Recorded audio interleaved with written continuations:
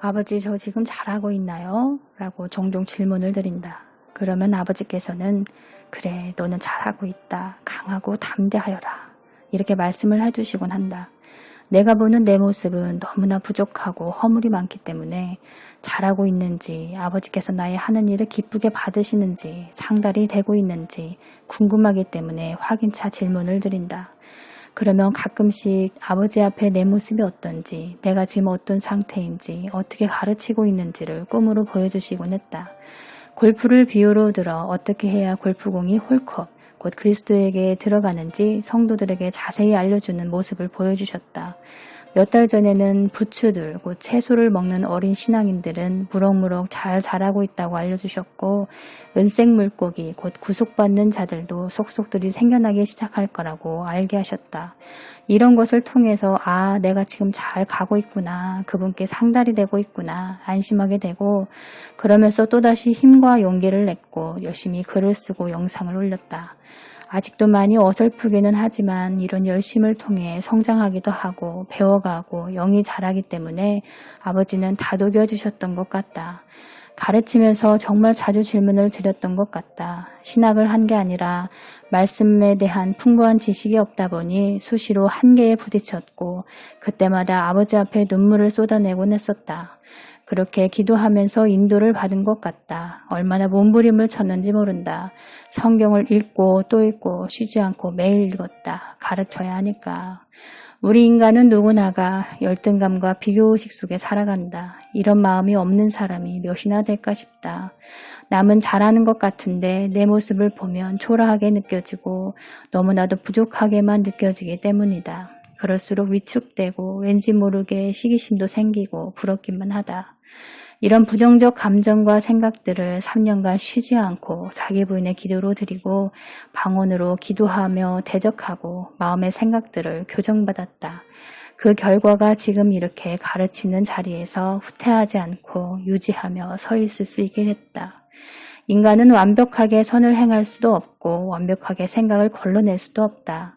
육의 옷을 입었기 때문에 마귀는 어떤 생각으로든 그것이 번뇌망상이든 음란이든 별의별 잡다한 생각들로 미혹하기 때문에 생각들을 다 걸러내기란 쉽지 않은 일이고 그걸 다 할 수 없음을 경험한다. 혹시 또 모르겠다. 그리스도의 장성한 분량에 이르면 어떻게 될지, 그 망상들이 다 사라지게 될지 아닐지 잘은 모르겠다. 아직 이 수준은 아니기 때문에 말이다. 그러나 지성소 깊은 곳, 은혜의 보좌 앞에 나아가면 모든 번뇌망상이 사라진다. 오직 기쁨과 행복, 평안과 안식, 즐거움과 감사만 끊임없이 올라간다. 그래서 짐작만 해볼 뿐이다. 장성한 분량에 이르면 번뇌망상이 사라질 수도 있겠구나라는 추측은 해본다. 내 신앙이 그분 앞에 상달을 내려면 주님께서 내 삶에 허락하시는 환경과 문제들 피하지 말고 묵묵히 견디며 인내하고 순종하며 믿음을 증가시켜 가면 된다. 성령님의 인도하심만 잘 따라가면 된다. 그러기 위해 말씀을 읽고 기도를 하는 것이다.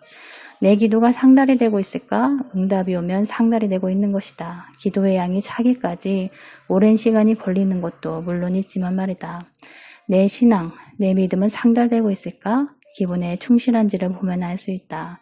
기본이 지켜지지 않는 자는 내 마음대로 살아갈 확률이 높다. 그분은 말씀이기에 아는 만큼 듣는 만큼 인도받을 수 있다. 그 수준만큼 인도를 받게 되어 있다. 고넬료는 이방인이라도 경건한 자였으며 하나님을 경외했다. 그분을 경외한다는 말은 악에서 떠나는 것이다. 나다니엘이 주님의 제대로 부름받은 것도 무화과 나무 아래에서 기도하며 말씀을 묵상하고 마음에 간사함이 없도록 자신을 다듬어 갔기 때문이다. 말씀을 읽고 기도하고 묵상하는 자는 말씀을 거울에 비추어 자신의 마음을 보게 된다.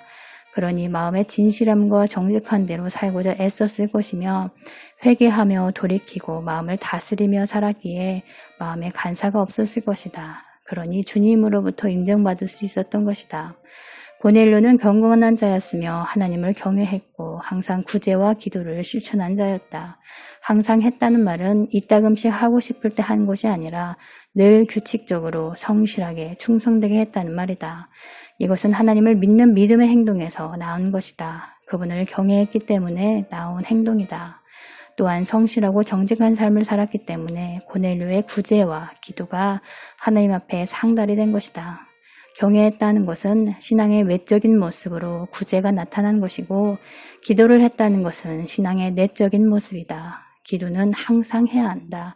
주야로 기도하고 수시로 기도해야 한다. 그래야 어려움이 올 때 문제들을 돌파할 수 있고 영적으로 강건해지며 깨어있을 수 있기 때문이다. 상황이 어렵고 힘든 고난의 시기가 지속되면서 사망의 음침한 골짜기를 지나가는 것 같은 느낌일 때는 더더욱 기도해야 한다. 나는 고넬료와 같은 신앙을 가지고 있는가? 하나님 앞에 나의 자세와 태도는 어떠한가 점검하며 고넬료와 같은 신앙을 통해 풍성한 하나님의 은혜를 맛보는 성도가 되시기를 주의 이름으로 축복합니다. 오늘도 나를 이기고 자아를 이기는 하루가 되시기를 축복합니다. 감사합니다.